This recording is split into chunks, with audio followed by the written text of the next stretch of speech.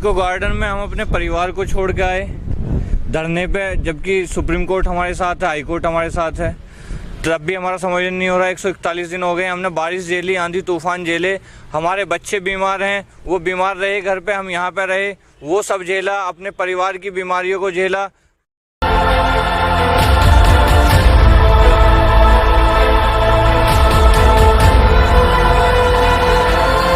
निकालने से पहले क्या कुछ भेजा गया था आपके पास कि हाँ आपको निकाला जाएगा?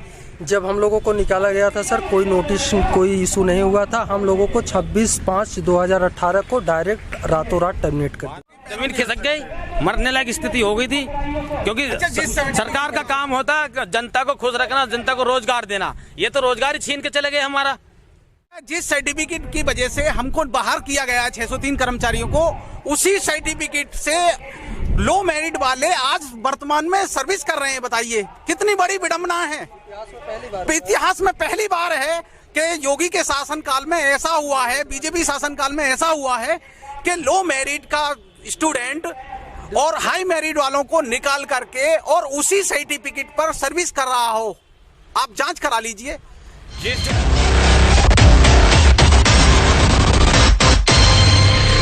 मेरा नाम मोहम्मद जैफ है। इस वक्त लखनऊ के इको गार्डन में हम मौजूद हैं। लखनऊ का इको गार्डन वही इको गार्डन जहां पर आप अपनी मांग को लेकर आइए मांगने के लिए सरकार से। और ये चारों तरफ से दीवार है, आगे गेट है, गेट पे पुलिस तैनात है। अगर आप अंदर आ जाएंगे तो बाहर निकलने का कोई चांस नहीं है। हाँ, जब आप कह देंगे कि हम धरना नहीं देंगे तो कहेंगे ठीक है आप घर जाइए। घर जाने की अनुमति दी जाएगी, लेकिन आगे बढ़ने के लिए कोई भी निर्देश नहीं है सरकार की तरफ से और पुलिस की तरफ से। ये देखिए, अब हम आपको मुद्दे पर लेकर आते हैं। ये Uttar Pradesh power corporation limited वाले हैं जिन्हें हम लगातार कवरेज करते हैं। और अगर बात किया जाए कि साहब इन लोगों को कितने दिन हो गए हैं, तो 141वां दिन है आज। और ये लोग अभी भी वहीं पर बैठे हुए हैं जहां पर ये हमें पहले दिन मिले थे। तो आखिर क्या आपत्ति आ गई है? चुनाव से पहले सरकार करना नहीं चाहिए, चुनाव करना नहीं चाह रही है, या चुनाव के बाद इनकी बात को सुनेगी? इस बात को हम जान लेते हैं इनसे। क्या आफत आ गई है कि आप लोगों की मांग नहीं पूरी हो रही है? कौन अटकलें डाल रहा है आपके मुद्दों पर? आज संविधान निर्माता बाबा साहेब डॉक्टर भीमराव अम्बेडकर का परिनिर्वाण दिवस है और कितने त्यौहार, दीपावली भी आई, रक्षाबंधन भी आए, लेकिन हमने इस इको गार्डन को अभी त्यागा नहीं है और हम जमे हुए हैं। और मैं आपके चैनल का धन्यवाद करता हूं और बाबा साहब के चरणों में कोटि कोटि नमन करता हूं। जिस संविधान के से हमारा देश चलता है, सारी विधानसभाएं चलती हैं, कोर्ट जो न्याय का मंदिर कहा जाता है, चाहे सुप्रीम कोर्ट हो चाहे हाई कोर्ट हो, सब संविधान से ही चलता है। और देश का प्रत्येक नागरिक संविधान के नियमों का पालन करता है और हम भी उसी संविधान के नियमों का पालन करते हुए आज 141 दिन हो चुके हैं हमको बैठे हुए। सरकार का कोई भी प्रतिनिधि, कॉरपोरेशन का कोई प्रतिनिधि हमसे मिलने के लिए नहीं आया है।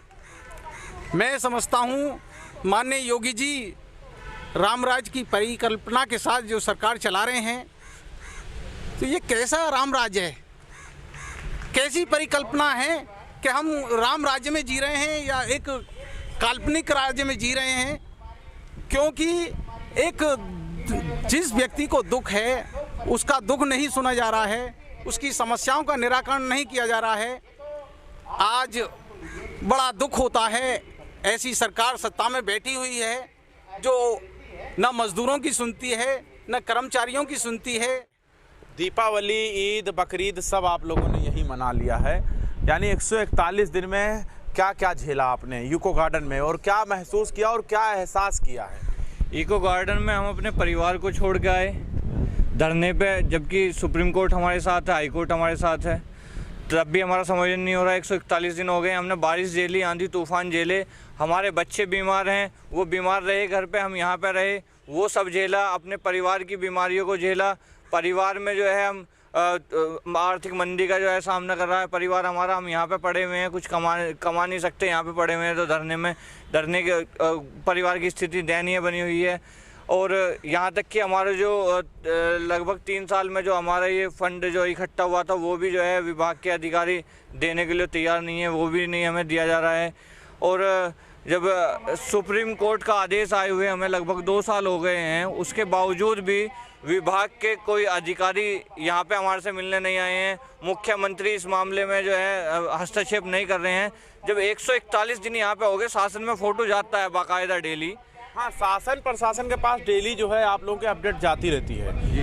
141 दिन आपने यहाँ पर क्या देखा है, क्या झेला है, क्या महसूस कर रहे हैं? सरकार और यानी शासन और प्रशासन को क्या आप संदेश देना चाहेंगे? सर, सबसे बड़ा बात यह है कि हम आज 141 दिन से यहाँ धरना दे रहे हैं। अभी तक सरकार से कोई सूद-बूद नहीं लिया जा रहा है, ना आयोग से। अच्छा, बात अगर किया जाए तो बांध कब टूटेगा सब्र का, क्योंकि अभी तक तो आप संविधान का परिचय दे रहे हैं। अगर बात किया जाए तो आप लोग संविधान का परिचय दे रहे हैं लगातार कि संवैधानिक तरीके से। देखिए, मेरी बात सवाल पहले मैं आपको दे दूं कि संवैधानिक तरीके से आप लोग यहाँ पर प्रोटेस्ट कर रहे हैं और आपका कहना है बाबा भीमराव अंबेडकर ने जो संविधान दिया उसके अधीन ही हम प्रदर्शन करेंगे। ये बांध कब टूटेगा? आने वाले समय में अब समय आ रहा है, बांध टूटने का रखा है क्या है? अब बताइए, इन सरकार के लिए मैं अब संदेश देना चाहता हूं। मेरा नाम कोमल कुमार मौर्य, मुरादाबाद से आया हूं। संदेश देना चाहूँगा कि अगर इसमें भर्ती में घोटाला नहीं किया गया है तो जब हमारा हाई कोर्ट से हमारे दोबारा रखने का आदेश आ गया तो क्या माननीय ऊर्जा मंत्री या शासन ने जो हमारी एमडी थी श्रीमती अर्पणा यू, उन्हें छुट्टी दे के बाहर भेज दिया? बताइए, ऑर्डर का पालन कराना चाहिए था कि उन्हें छुट्टी दे के बाहर भेजना चाहिए था? यह साफ साफ जाहिर होता है कि इनकी आपस में मिली भगत है और हम हाई मेरिट वाले लोग हटा के और लो मेरिट वाले लोगों को हमारी जगह रख दिया गया। बताइए, रिश्वत नहीं तो क्या है इसमें? क्या लगता है इसमें कितना बड़ा खेल खेला गया है? समझता हूँ मैं, कम से कम कुछ भी नहीं तो 100 करोड़ रुपए का घोटाला इन्होंने मार दिया है। और ऊर्जा मंत्री ने, हाँ बिल्कुल, ऊर्जा मंत्री के सह पे सारे अधिकारी, क्योंकि जिनकी कमी अधिकारियों की रही है हमें हटाने में, उन्हें सजा क्यों नहीं दी गई? हम निर्दोषों को सजा क्यों दी गई?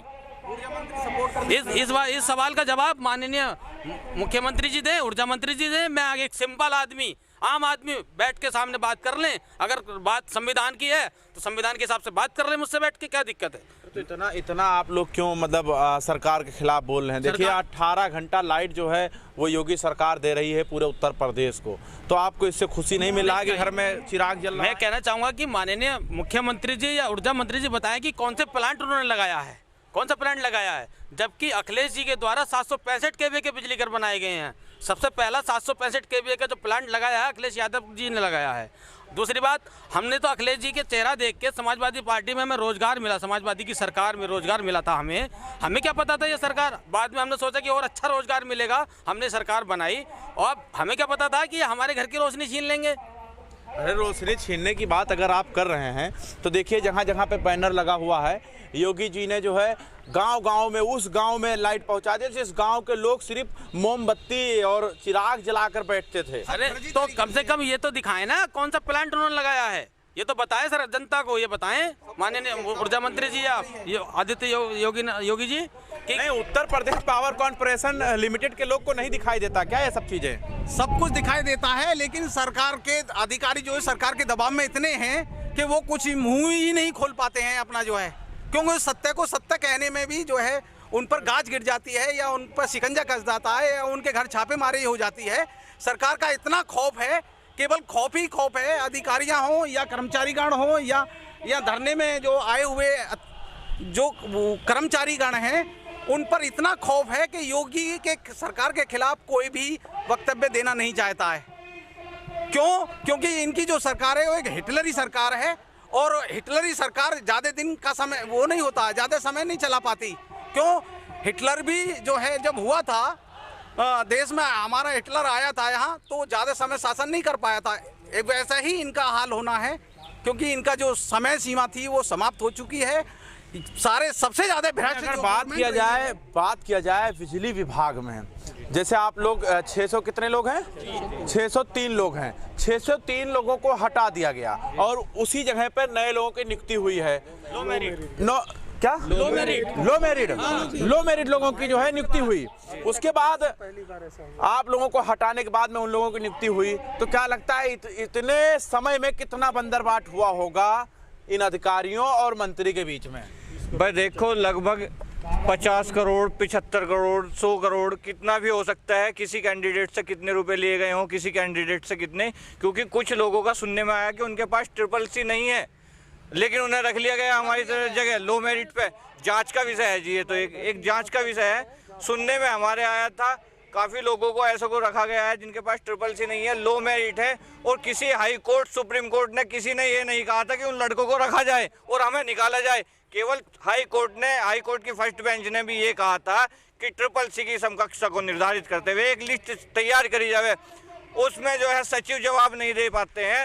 एक जो पहले सचिव थे उन्होंने कहा कि भाई तुम जो है उसमें उन्होंने जिनके पास CCC हैं वो अपने CCC जमा कर दो, तो उन्हें हटा दिया जाता है। उनकी जगह दूसरे सचिव नियुक्त कर दिए जाते हैं अपने पर्सनल, जो उन लड़कों को जो बात किया जाए, मैं आपसे भी सवाल ले लेता हूँ। अगर बात किया जाए तो आप लोगों को निकालने से पहले क्या कुछ भेजा गया था आपके पास कि हाँ आपको निकाला जाएगा? जब हम लोगों को निकाला गया था सर, कोई नोटिस, कोई इशू नहीं हुआ था। हम लोगों को 26/5/2018 को डायरेक्ट रातों रात टर्मिनेट कर दिया गया था। 12 बजे रात को आपके मैसेज आता है कि आपको जो है निकाला जा रहा है अचानक से। अच्छा, निकाला गया, निकाला जाएगा नहीं, निकाल दिया गया तत्काल प्रभाव से। तो दिल पर क्या बीता होगा जब आपने अचानक से पढ़ा होगा? जमीन खिसक गई, मरने लायक स्थिति हो गई थी, क्योंकि सरकार का काम होता है जनता को खुश रखना, जनता को रोजगार देना। ये तो रोजगार ही छीन के चले गए हमारा। छीन कर चले नहीं गए, अभी हैं, चले ही जाएंगे। अब आने वाले समय में कितने दिन बचे हैं? जिस तरह नहीं तो क्या बताया, रीजन तो बताया होगा आप लोगों को कि मैं क्यों निकाल रहा हूँ? कोई रीजन नहीं। 12 बजे सीधा नोटिस आ गया कि इन्हें तुरंत आज ही तत्काल मतलब टर्मिनेट किया जाए। 500 नोट और 1000 के नोट की तरह। हाँ बिल्कुल, तुरंत, बिल्कुल सेम कंडीशन। अब वो तो 8 बजे हुआ था, इन्होंने तो रात को 12 बजे करा। जिस सर्टिफिकेट सोचने का भी समय नहीं दिया गया आप लोगों को? कोई समय नहीं दिया गया। जिस सर्टिफिकेट की वजह से हमको बाहर किया गया 603 कर्मचारियों को, उसी सर्टिफिकेट से लो मेरिट वाले आज वर्तमान में सर्विस कर रहे हैं। बताइए कितनी बड़ी विडंबना है। इतिहास में पहली बार है कि योगी के शासनकाल में ऐसा हुआ है, बीजेपी शासनकाल में ऐसा हुआ है कि लो मेरिट का स्टूडेंट और हाई मेरिट वालों को निकाल करके और उसी सर्टिफिकेट पर सर्विस कर रहा हो। आप जांच करा लीजिए। जिस तरह नहीं, ऐसा तो नहीं है, 2 मिनट, ऐसा तो नहीं कि सरकार ने ये कहकर निकाल दिया है कि आप समाजवादी के सरकार में भर्ती किए गए। यही मानसिकता है, यही मानसिकता है कि समाजवादी सरकार की गंदगी को हम बाहर कर रहे हैं, साफ कर रहे हैं। मतलब तो क्या आप लोग योग्य नहीं है क्या कि आप गंदगी हैं, योग्य नहीं है क्या आप? भाजपा का देखिए, सबसे पहली बात जो इन्होंने मांगा था हमसे एजुकेशन में, हमने इन्हें एजुकेशन में वो दिया। और इन्होंने खुली जब हमारे भर्ती टेस्ट हुआ, इंटरव्यू हुआ, उसमें हम हाई मेरिट में आए, क्योंकि हम जानकार थे, हमें उतनी योग्यता उससे भी ज़्यादा है हमारी। ठीक है, एक भाई हमारा पॉलिटेक्निक B.Tech है, जबकि उसकी योग्यता इन्होंने ITI रखी। कैटेगरी लिखी है SC BC। जब फार्म भरते हुए जब मेरिट पाई है तो हाई मतलब जनरल से भी ज़्यादा नंबर लेके आए, सेलेक्टेड कैटेगरी जनरल में आए हम। आप कहाँ से हैं? मुरादाबाद से। आप कहाँ से हैं? मैं जौनपुर से हूँ सर। आप? हम भैया बेगूसराय बिहार के रहने वाले हैं। अच्छा, बेगूसराय बिहार से हैं। यहाँ कहाँ है? यहाँ तो हम लोग अभी, जैसा कि आपको पता ही होगा, 141वां दिन धरने। कहाँ से हैं आप? यहाँ नहीं, हम मुरादाबाद से जी। आप कहाँ से हैं? मैं गाजियाबाद से हूँ। आप कहाँ से हैं? मैं गाजियाबाद से हूँ। आप? कुल मिला के यहाँ सैफई से तो कोई नहीं है? नहीं, सैफई से नहीं। सैफई से नहीं है ना? नहीं, लिंक तो जोड़ा जाता है ना? नहीं, सैफई से नहीं। इसमें तमाम हर जात के लोग हैं सर। तो आगे की क्या है, कब तक आप लोग शांतिपूर्वक इसी तरीके से बैठे रहेंगे? 141 दिन हो गए, आप कितने दिन बैठे रहेंगे इसी तरीके से? देखिए, बैठेंगे जब तक हमारी कोई सुनेगा नहीं, तब तक हम बैठेंगे जरूर यहाँ। ठीक है, अब आने वाले समय में आचार संहिता लगा देंगे तो हो सकता है धरना प्रदर्शन खत्म करा दे प्रशासन के बल पे।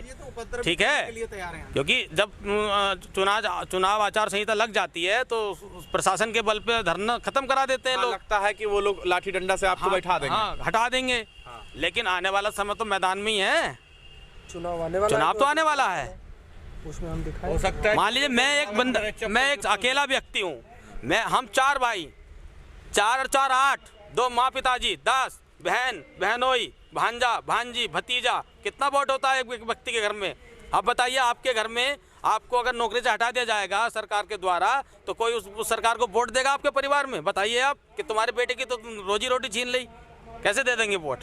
उस माँ से पूछिए। 603 लोग हैं आप। हाँ, तो 603 का अगर हम 4 गुणे कर लेते हैं तब भी आप लोग जो है ज़्यादा से ज़्यादा जो है 24 तो कुछ हो रहे हैं। 24 नहीं 60,000 60,000 वोट है भाई मेरे अकेले के परिवार में, गांव रिश्तेदारी में, अपने मोहल्ले में, यार दोस्ती में, अकेला में। तो क्या आप उत्तर प्रदेश के 2022 विधानसभा चुनाव में आप कैंप लगाएंगे क्या कि इस सरकार को हरा? बिल्कुल लगाएंगे, जब हमारी रोजी रोटी वापस नहीं होगी तो लगाएंगे जरूर। और योगी सरकार के खिलाफ जो है मतलब अपना प्रदर्शन करेंगे और समाज के लोगों को बताएंगे कि योगी सरकार ने क्या क्या कृत किए हैं हमारे साथ में और आप लोगों के साथ में, और आप उसको ध्यान में रख तो बात अगर किया जाए कमियों की तो क्या क्या कमी गिनाएंगे जनता के बीच में योगी सरकार की?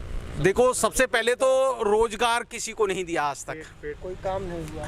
सबके पेट पर लात मारी है। ले लीजिए, एक लॉकडाउन पीरियड में सबको पैदल चला दिया गया। छोटे छोटे बच्चे, मासूम बच्चे, उनके पैरों में छाले पड़ गए। गर्भवती के टाइम को भी आप याद दिलाएंगे? बिल्कुल याद दिलाएंगे। दूसरा क्या होगा? दूसरा ये होगा कि खाने पीने के लिए अब ये कह देते हैं कि 5 किलो गेहूं, हमारी औकात 5 किलो गेहूं की है क्या? गवर्नमेंट ना देगी तो हमारा जीवन यापन नहीं हो सकता क्या है? हमें रोजगार चाहिए, नहीं है हमें गेहूं नहीं चाहिए, हमें रोजगार चाहिए। बच्चों को शिक्षा चाहिए, स्कूल खोलिए, आप इंजीनियरिंग कॉलेज बनाइए, साइंटिस्ट बनाइए, डॉक्टर बनाइए। आप जो है गमार आदमी, अनपढ़ गमार जाहिलों की जो संख्या को आप बढ़ा रहे हैं, इससे देश चलने वाला नहीं है। हमारा संविधान ये चाहता है, बाबा साहब का सपना ये था कि मेरा देश का प्रत्येक जो है व्यक्ति, प्रत्येक नागरिक जो है एक शिक्षित हो। तीसरा क्या होगा? तीसरा क्या मुद्दा लेकर जाएंगे आप? डायरेक्ट बताइए। तीसरा महंगाई देख लीजिए आप। यानी ये सभी मुद्दे जो है आप लोगों को समझाएंगे, बताएंगे, घर घर जाके समझाएंगे। भाई मैं अपने समय में बताता हूँ, मैंने 9 रुपये लीटर डीजल खरीदा है और आज डीजल का देगा 87 रुपये है डीजल।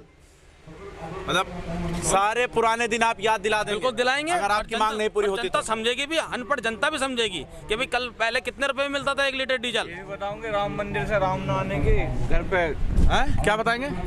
देखो, ये राम मंदिर करके कुछ भी योगी सरकार से पूछ लो कि आपने कॉलेज कितने बनवाए, हॉस्पिटल कितने बनवाए, रोजगार कितने दिए, तो एक सवाल, एक जवाब उनका होता है, राम हमने कहा था राम लला आएंगे। राम लला हमें पेट भरने को रोटी दे रहे हैं, मत से आगे ये राम लला हमें रोजगार दे रहे हैं। हमें रोजगार चाहिए, हमें अपनी पुरानी नौकरी चाहिए, हम उसके योग्य थे।